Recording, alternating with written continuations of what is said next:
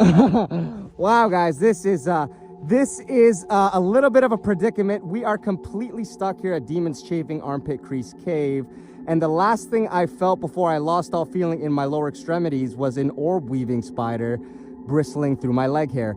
On the bright side, I will be able to escape through a hole the size of a walnut if I just stay calm and don't panic, and the cave doesn't flood and I don't run out of oxygen. And I dislocate my left shoulder and shove it between my legs.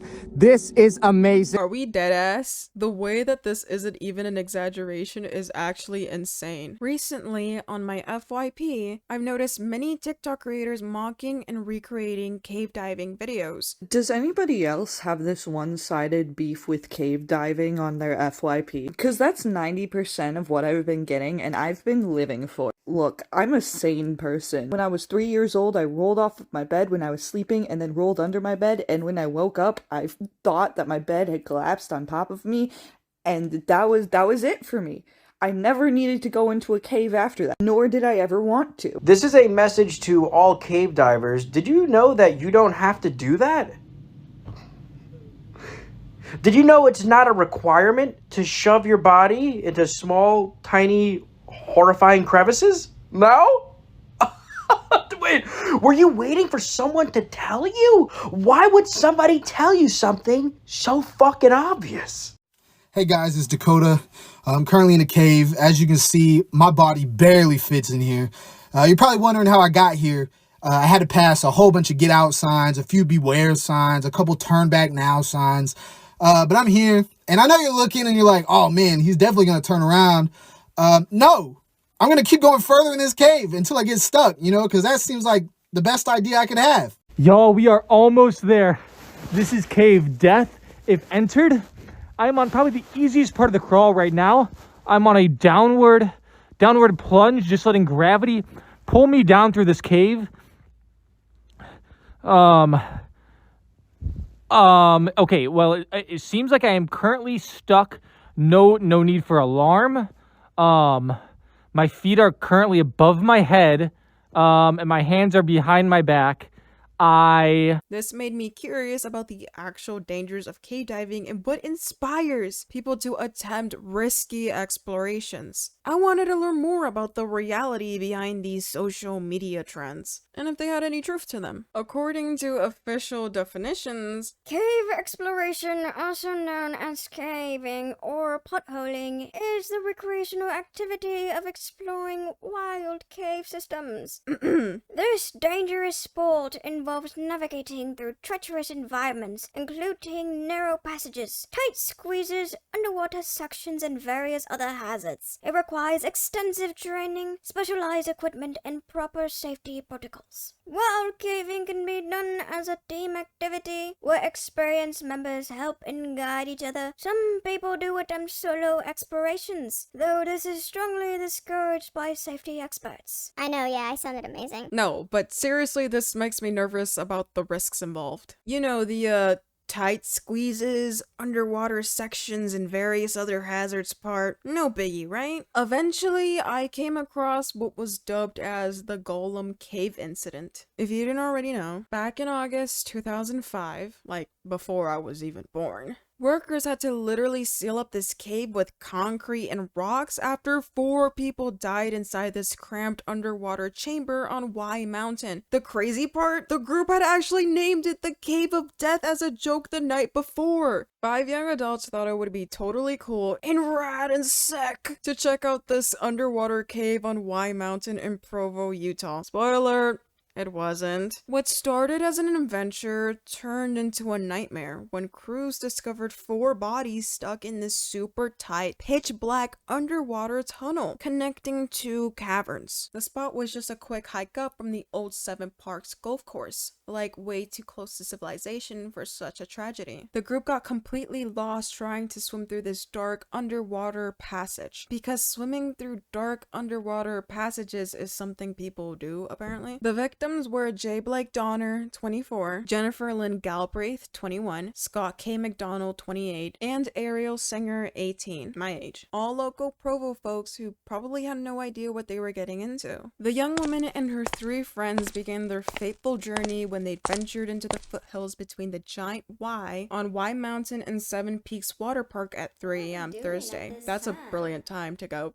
cave exploring, I guess. Their friend Joseph Ferguson, 26, tagged along, but thank fuck he had some common sense. When they reached a rocky cave entrance around 4:30 a.m., he was like, nah fam, and stayed outside. Shit, good on you, Joseph. I mean, why are we doing this in the middle of the night when it's dark? The cave's layout was sketchy as hell. After hitting a fork, they took the wet path to the left and crawled another 50 feet until they found this cavern. There was this hole in the ground leading to an underwater tunnel. Not just any tunnel, we're talking about a 15-foot long death trap that connected to another cavern. So get this, the group managed to swim through and pop into this tiny cavern at the end where they could grab some air between the water, which was like chest high, and this slanted rock ceiling about 6 feet up. And when I say tiny, I mean tiny, like maybe 8 people max could squeeze in there. And I mean if they were being real friendly. When the rescue team found them, it looked like they all got into serious trouble trying to swim back through that water tunnel to get out. Like they made it to the cavern fine, but getting back, that's where everything went sideways. The entrance hole was barely wide enough for a single person to squeeze through. Jennifer went first, taking what would be her final breath, with the cave's oxygen levels dangerously low, maybe around 10 to 12%.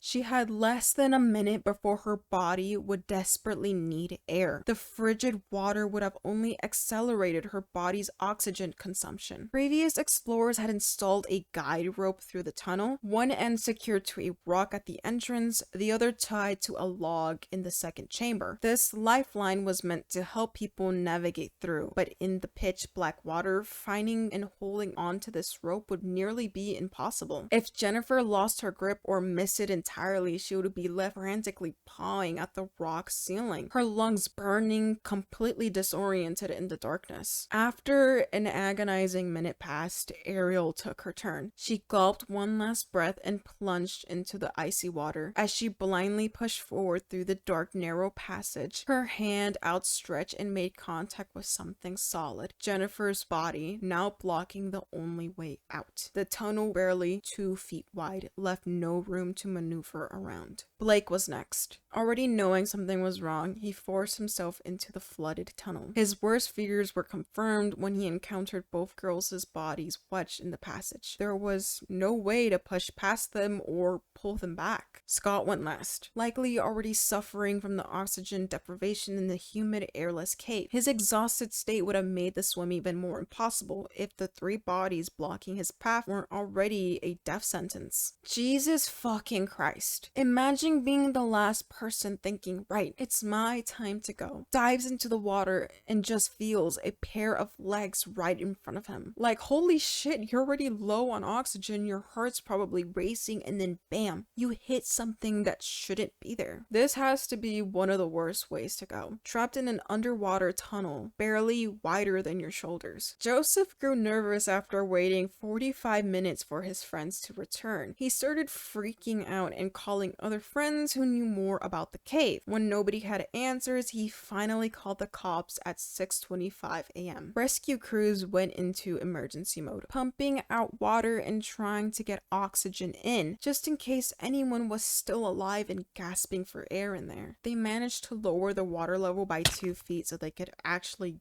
get in and look around. But fuck, it almost took 4 hours from the 911 call before they found the first bodies. The whole scene was fucking brutal. They found the first victim, one of the girls, blocking the tunnel like a cork in a bottle. The other 3 were just there, floating in the darkness. Like, what an absolute shit way to go. The bodies were taken to a local mortuary where their families had to come and identify them. Imagine being those parents. Before being sent to Salt Lake City's medical examiner's office for autopsies, Steve Hudley was having dinner with these folks the night before. During dinner, one of the girls was actually bragging about how she'd been in that cave and passed out from the cold but managed to survive. Like, that should have been red flag number 1 right there, but whatever. They literally nicknamed it the Cave of Death that same night. Talk about some dark foreshadowing. Steve mentioned he would have gone with them too, but he couldn't make it because of work. He'd been in that cave before and said the water was cold. Bruh, imagine that. Best sick day you never took. Other cave explorers who showed up during the search were like,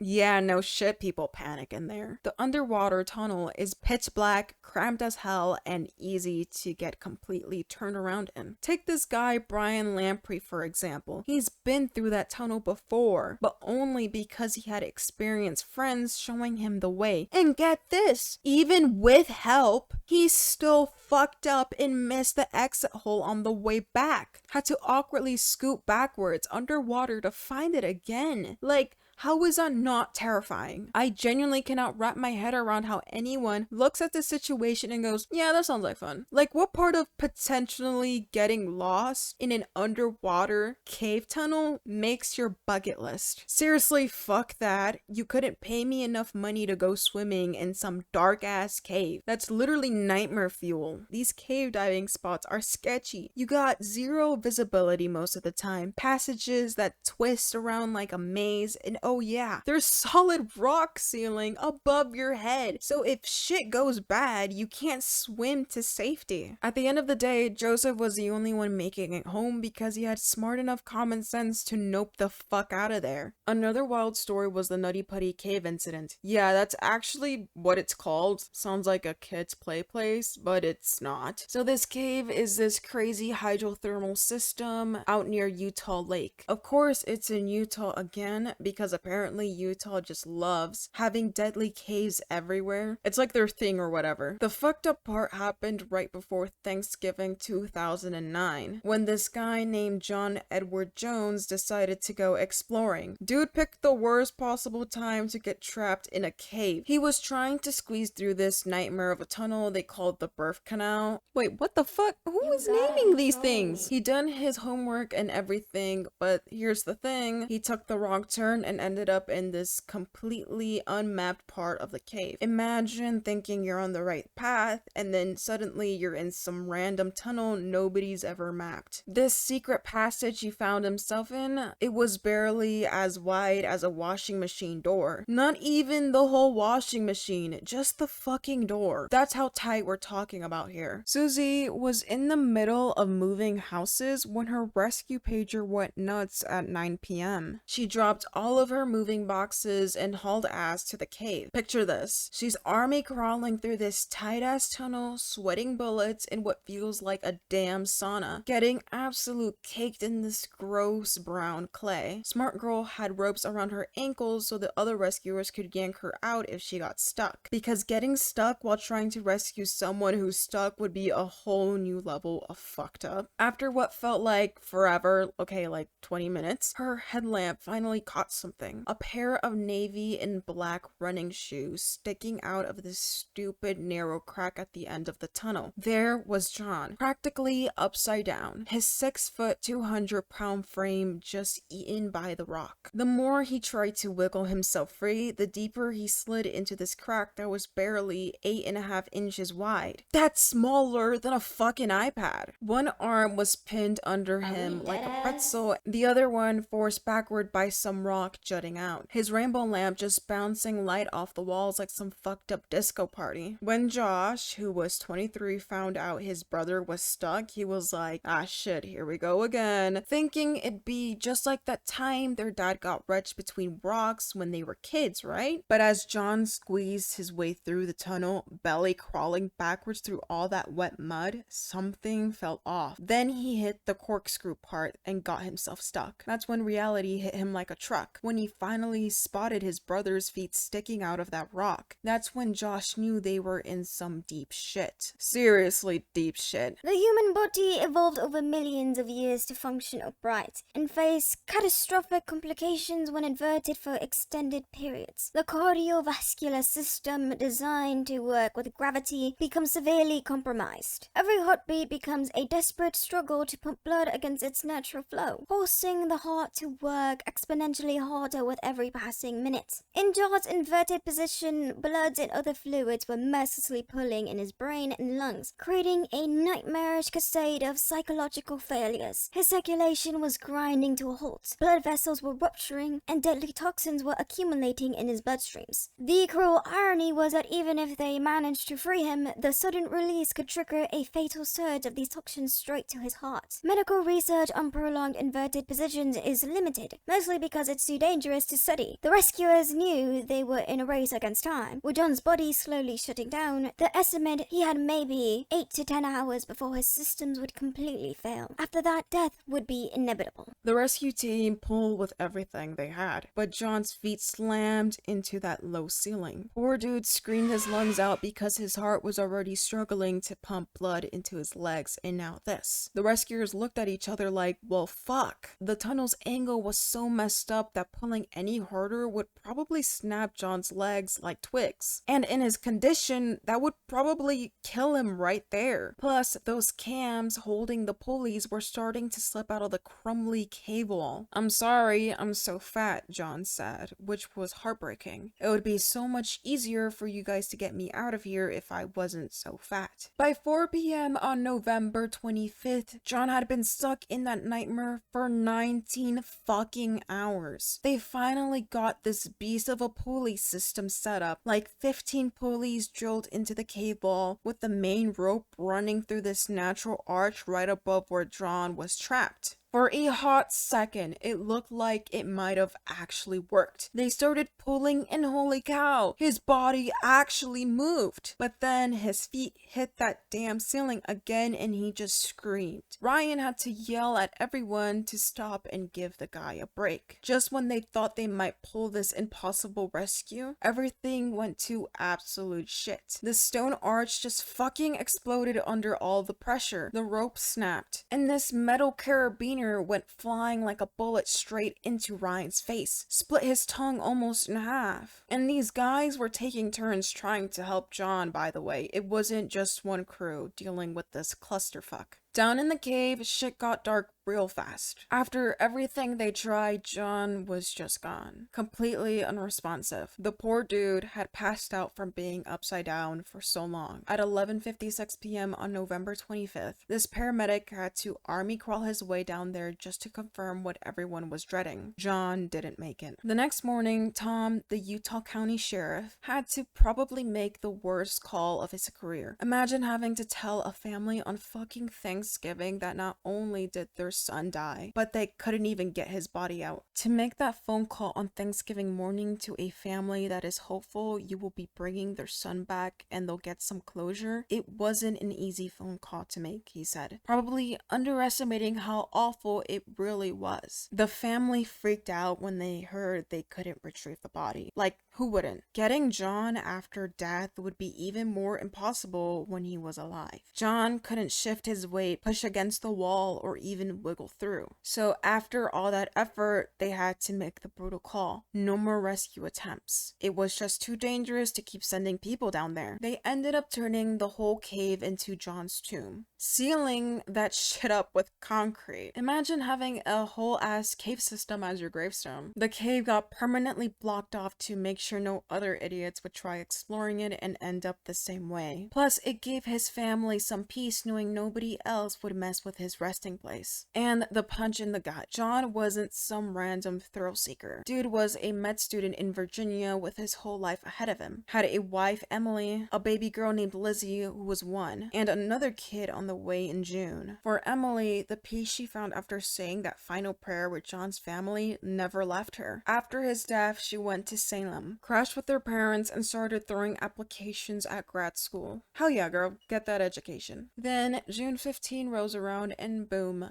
baby time. And you already know what she named that baby boy. John.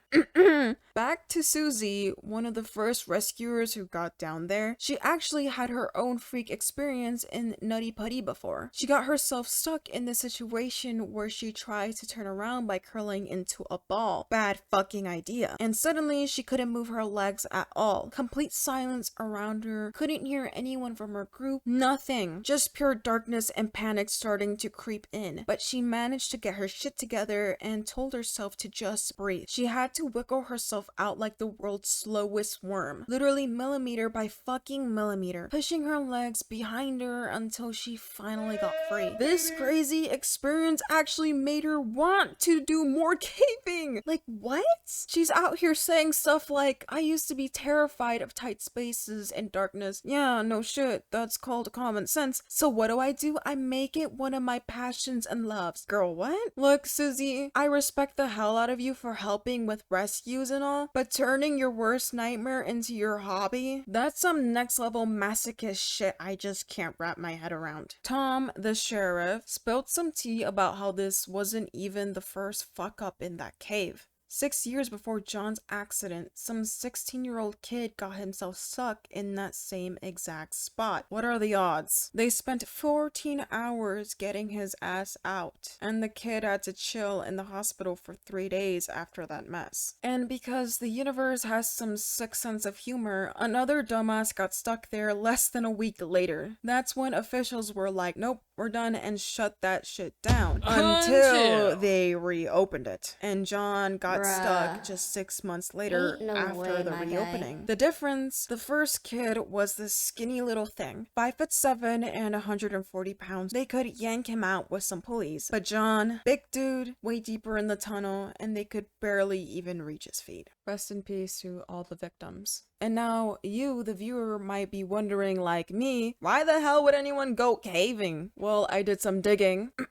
pun intended. And here's what I found out. People go caving for all sorts of reasons. Some are total adrenaline junkies who get a kick out of squeezing through tiny spaces, no thanks, and climbing around in the dark. Others are basically underground explorers, super excited about finding places where hardly anyone's been before. I'll admit there's some cool things down there. Giant sparkly caverns that look like something out of a fantasy movie, underground rivers that never seen sunlight, and weird-ass cave creatures that look like straight up aliens. Plus, some people just like the whole peaceful environment aspect. This doesn't look peaceful to me at all, but I digress. No phone service, no social media, just you and the rocks. Basically, it's about the adventure and exploration that keeps these cave enthusiasts coming back. Some love finding cool rock formations and underground lakes, while others just enjoy the challenge of crawling through tight spaces, which, again, sounds so goddamn crazy to me. But yeah, after learning all of this stuff about caving, nope.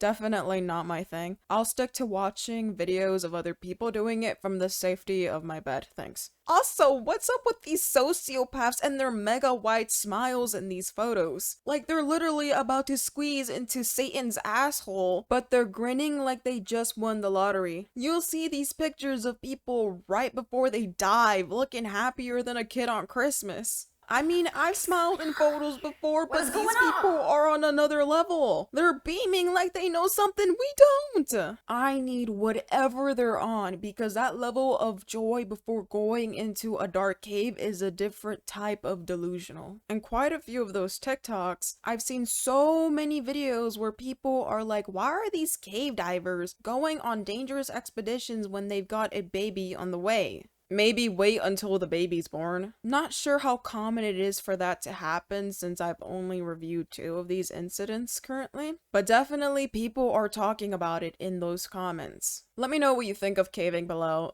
Ciao.